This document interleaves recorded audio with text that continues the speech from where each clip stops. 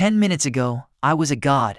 I was stepping off a Gulfstream G700 in Monaco, holding a vintage bottle of champagne that cost more than my entire college education. I felt the breeze, I smelled the sea salt, and more importantly, I felt the absolute certainty of my own success. There wasn't a single doubt in my mind that I owned half of Europe. My logic was flawless.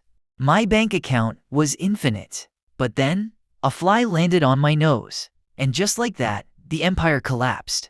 The private jet turned into a lumpy sofa, and the champagne became the lukewarm dregs of a generic energy drink. Now, here's the million-dollar question. Literally, why didn't I know? How is it that my brain, a biological supercomputer capable of advanced calculus and existential dread, couldn't figure out that I don't actually own a private jet? Why did I accept the fact that my pet cat was suddenly speaking fluent French and giving me investment advice? It should have been a massive red flag, but in the dream world, a talking cat is just like, a talking cat. To understand this, we have to look at the coup d'état that happens inside your skull every night. You see, when you enter REM sleep, your brain doesn't just turn on the projector. It actively sabotages your ability to think critically. It's a carefully orchestrated heist where your imagination steals the keys to the kingdom while your logic center is bound and gagged in the basement. We're going to dive into the dorsolateral prefrontal cortex, the part of your brain responsible for executive function, logic, and self-awareness.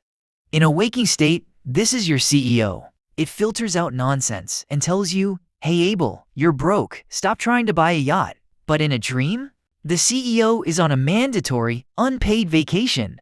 The gates of reality are left wide open.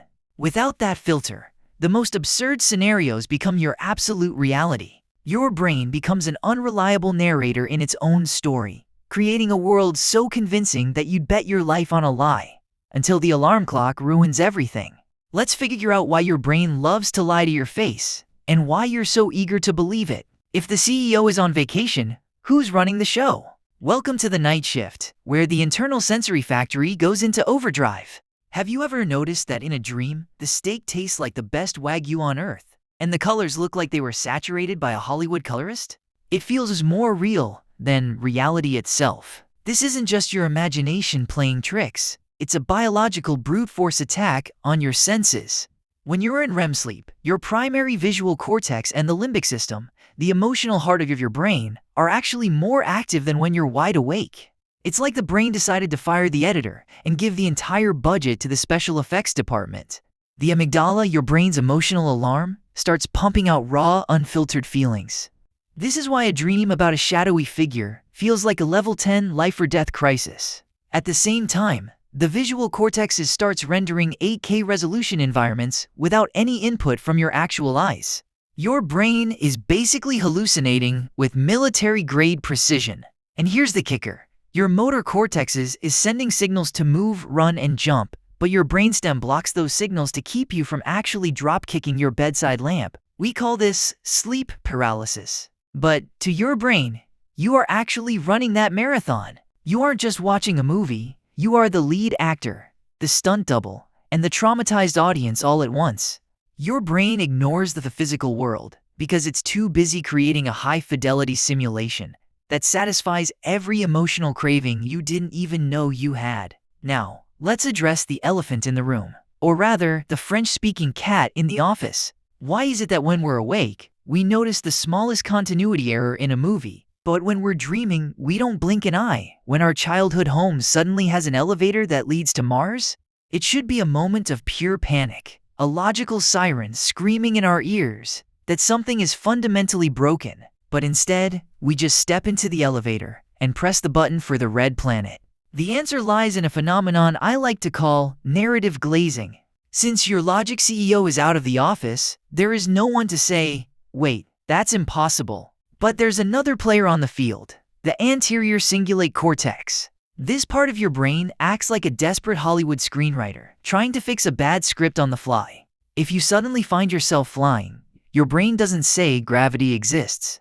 Instead, it says, "Oh, I must have forgotten I learned how to swim through air." It gaslights you into believing the lie to maintain the flow of the story. Your brain hates a vacuum of information. It craves a story, even if that story is a flaming pile of nonsense. This is why when you see someone who is a mix of your mother and your third-grade teacher, you don't feel confused. Your brain simply tags them as the authority figure and moves on. This lack of critical judgment is also why dreams feel so fragmented yet so continuous. You find yourself in the middle of a bank heist with a banana for a gun, and you think, yeah, this is exactly where I'm supposed to be. In the dream world, the what is always more important than the how. Your brain is so obsessed with the emotional experience that it lets all the logical errors slide through the VIP entrance. You are being actively deceived by a 3-pound organ that would rather lie to you than admit it's confused. It's not just a dream, it's a high-fidelity, self-inflicted hallucination where you are the most gullible audience member. But the brain's gaslighting doesn't stop with internal lies. It's also a master of in-game integration. Have you ever been in a dream where you're desperately searching for a bathroom, only to wake up and realize your bladder is at 101% capacity? Or maybe you're in a dream about a fire station, only to realize the siren is actually your morning alarm? This is a survival mechanism known as dream incorporation. Even when you're out cold, your brain is still monitoring the perimeter. It hears the real world, but instead of waking you up, which is a lot of work, it decides to weave those annoying real-life signals into the ongoing plot.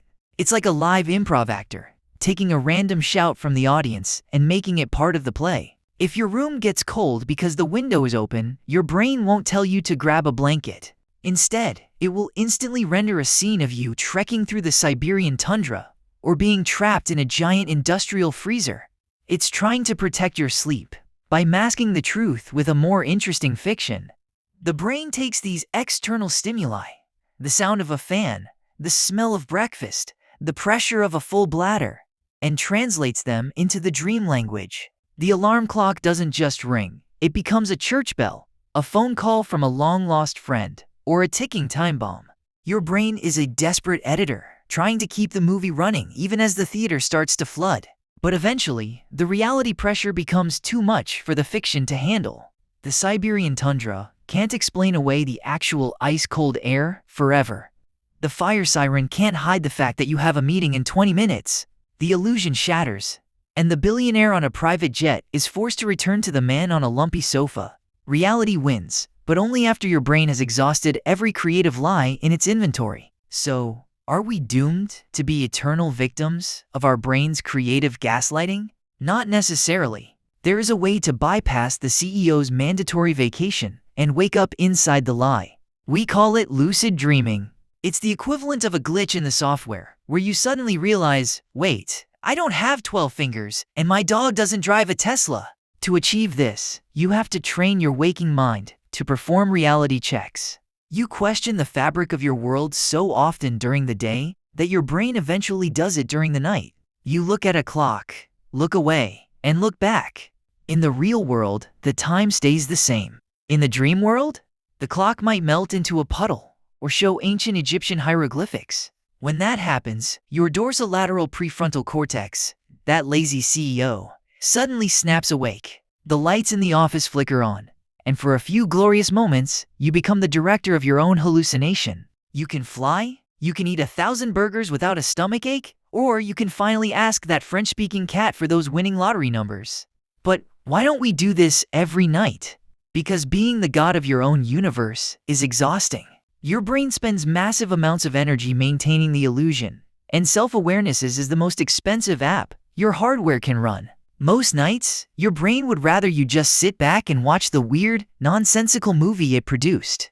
It wants you to believe the lie, because, in a way, that's how it rests. At the end of the day, or rather the start of the morning, our dreams are just a reminder of how powerful and terrifying our own minds are. We spend our lives looking for the truth, while every night, we happily drown in a sea of convincing lies. So, next time you wake up in a tiny room after being a billionaire, don't be too sad.